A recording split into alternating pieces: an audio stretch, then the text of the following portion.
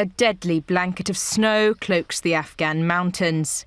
Avalanches here in the Nuristan province have killed at least 119 people, according to officials.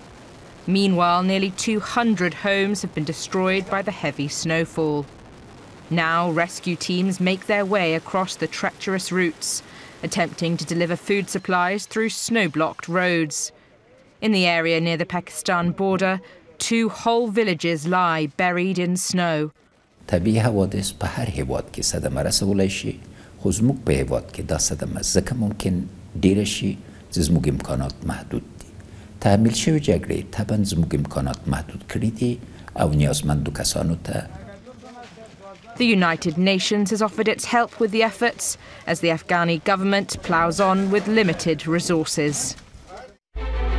Ignition. Lift off.